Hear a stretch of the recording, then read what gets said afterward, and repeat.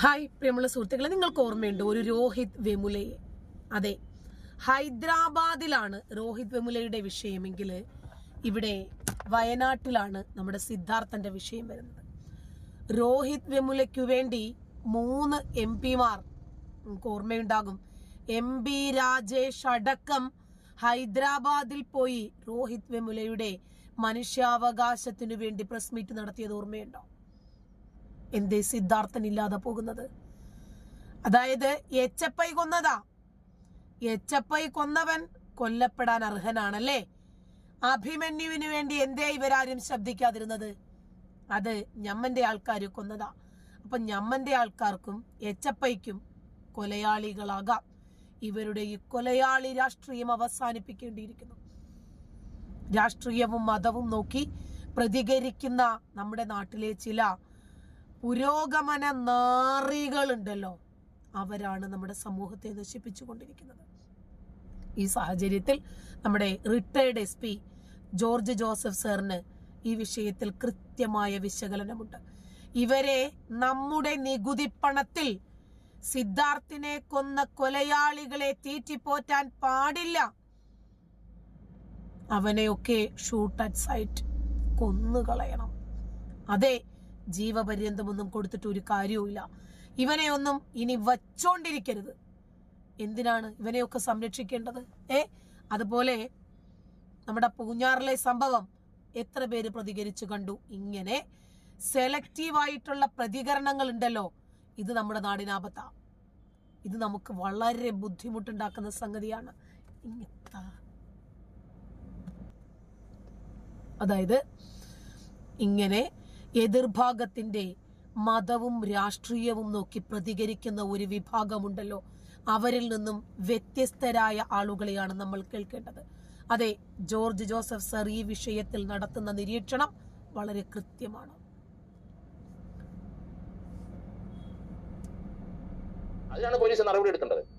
അവരെ ജീവപര്യന്തമല്ല, അവരെ തൂക്കിക്കൊല്ലണം. ഇവർക്ക് സാമാന്യമുള്ള ബുദ്ധി പോലും ഇല്ലാത്തവന്മാരാണ്. എങ്ങനെയാണ് ഇവർക്ക് ഇത്ര സർട്ടിഫിക്കറ്റ് കിട്ടിയത്? അതേപ്പറ്റി അന്വേഷിക്കേണ്ടിയിരിക്കുന്നു. ഇവനൊക്കെ പണിച്ചിനി എന്തോ ചെയ്യാനാ?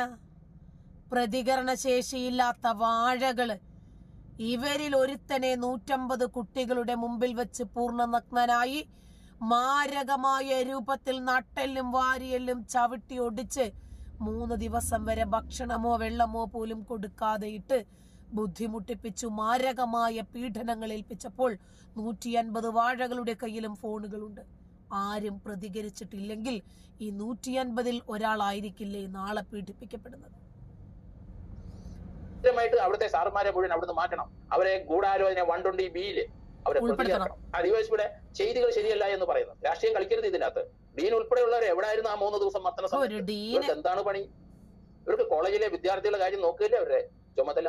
അവരെ പഠിപ്പിക്കുകയും അവരെ ഡിസിപ്ലിനിൽ കൊണ്ടുവരികയും അവരുടെ കാര്യങ്ങൾ നോക്കുക. അവരുടെ ജീവന് യാതൊരു പ്രശ്നവും ഉണ്ടാകാതെ പരിരക്ഷിക്കേണ്ട ഉത്തരവാദിത്തമുള്ള ആ ഡീൻ തന്നെയാണ് തൂങ്ങി ആണ് മരിച്ചതെന്ന് പറയാൻ മുമ്പനായിട്ട് നിൽക്കുന്നത്. അയാളാണ് കെട്ടഴിച്ചതെന്ന്. അയാൾക്ക് എന്ത് പോലീസ് അധികാരം? അല്ല, എന്തിനാണ് കെട്ടഴിച്ചത് എന്നിട്ട് പറയുന്നത് കേട്ടോ? ചാനലുകളിലൊക്കെ വന്നിരുന്നു. ഉളുപ്പുണ്ടോ ഈ വിഭാഗത്തിന് പറയാൻ? രക്ഷപ്പെടുത്താൻ നോക്കിയത് തൂങ്ങി മരിച്ച ആളിനെ തെളിവ് നശിപ്പിക്കാൻ വേണ്ടി അഴിച്ചെടുത്തിട്ട് ഹോസ്പിറ്റലിൽ കൊണ്ടുപോയേക്കുക. എന്തിന്? അയാള് ഏത് രൂപത്തിൽ നിന്ന് ഇതൊക്കെ ഇൻവെസ്റ്റിഗേറ്റ് ചെയ്യേണ്ടുന്ന ബാധ്യതയുണ്ട് പോലീസിന്. അതായത് ഇയാൾ എങ്ങനെയാണ് നിന്നത്, ആ പൊസിഷൻ അറിയണം. എങ്ങനെയാണ് അഴിച്ചത്? ഇയാൾ ആ സാഹചര്യത്തിൽ ആത്മഹത്യ ചെയ്യാൻ പറ്റുമോ ഇല്ലേ? ഇതൊക്കെ പോലീസ് ഇൻവെസ്റ്റിഗേറ്റ് ചെയ്യാതിരിക്കുന്നതിന് വേണ്ടി തെളിവ് നശിപ്പിക്കാൻ അഴിച്ചെടുത്തിട്ട് രക്ഷപ്പെടാൻ കൊണ്ടുപോയെന്ന് മരിച്ച ആളിനെയോ, മരിച്ചു മണിക്കൂറുകൾ കഴിഞ്ഞ ആളിനെയോ?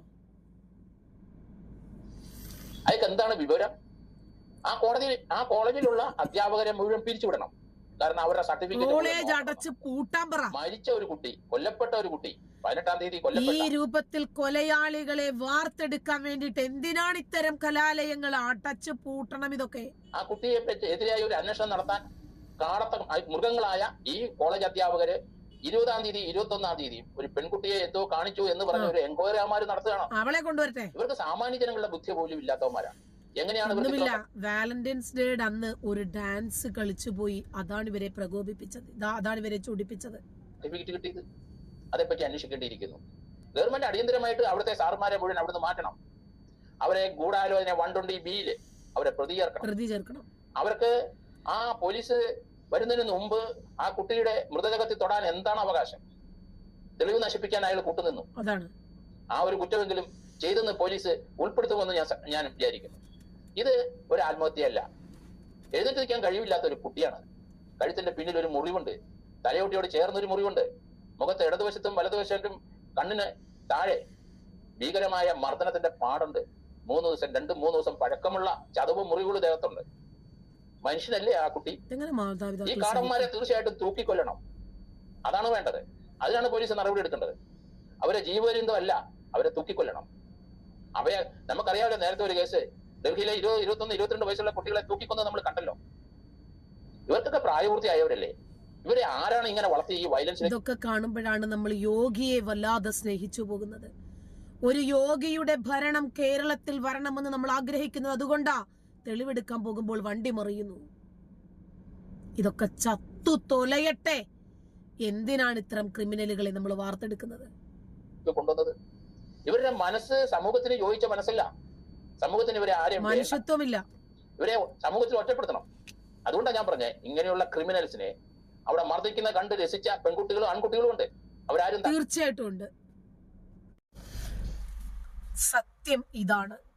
ഒരുപാട് കാലം പോലീസ് ഓഫീസറായിരുന്ന ജോർജ് ജോസഫ് സാറിന് അറിയാം, ഇത്തരം ക്രിമിനലുകൾ ഇനി വളർന്നു വന്നാലും രാജ്യത്തിനോ സമൂഹത്തിനോ കുടുംബത്തിനോ കൂട്ടുകാർക്കോ ഒരു ഉപകാരവും ഈ വിഭാഗത്തിനെയും കൊണ്ടുണ്ടാകത്തില്ല. അതുകൊണ്ട് നമ്മുടെ ചെലവിൽ ഇനി ഇവർ സുഭിക്ഷമായി 2 നേരം ഇറച്ചി, 2 നേരം മീന്, ആഴ്ചയിൽ 2 ദിവസം ഇറച്ചി, 2 ദിവസം മീന്, 1 ദിവസം ബിരിയാണി, ഇങ്ങനെ സുഖസുന്ദരമായിട്ട് ഈ കാപാലികരെ, ഈ കൊലയാളികളെ, ഈ ക്രിമിനലുകളെ, നമ്മുടെ ഗവർണറുടെ ഭാഷ കടമെടുത്താൽ ബ്ലഡി ക്രിമിനൽസ്, ഈ ക്രിമിനൽസിനെ ജീവിക്കാൻ അനുവദിക്കരുത്. ഞാൻ പോയില്ല. ഭീഷണിയാണ്, ഭയമാണെന്ന് പറഞ്ഞാൽ പോലീസ് വിളിക്കാത്തത് സാമാന്യ ബുദ്ധിയില്ല കുട്ടികൾക്ക്. ഈ ഒരു സംഭവം അവിടുത്തെ പോലീസ് ഉദ്യോഗസ്ഥന്മാർ അറിഞ്ഞില്ല.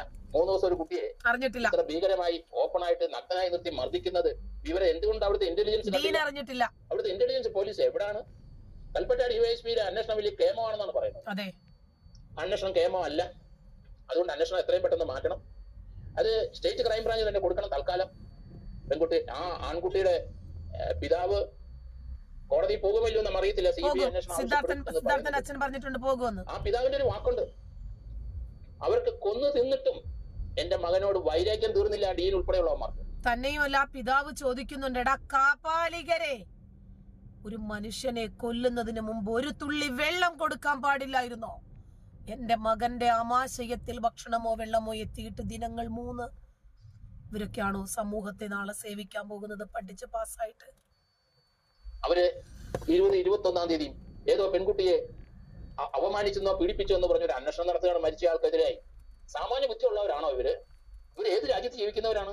മരിച്ചിട്ട് പോലും ആ പയ്യനെ ഇവര് വെറുതെ വിടുന്നില്ല. അതിന്റെ പേരിൽ ആരോപിക്കപ്പെടുന്നത് പെണ്ണ് കേസ്. തട്ടമിട്ട പെൺകുട്ടിയുടെ കൂടെ വാലന്റൈൻസ് ഡേക്ക് ചുവട് വെച്ചു പോയി എന്ന തെറ്റിനാണ് ആൾക്കൂട്ട വിചാരണ നടത്തി ക്രൂരമായ മർദ്ദനങ്ങൾ ഏൽപ്പിച്ച് ആ പയ്യന്റെ ജീവൻ ഇവരെടുത്തതെങ്കിൽ ഇതൊന്നിനെയും ജീവിക്കാൻ അനുവദിക്കരുത്. നന്ദി.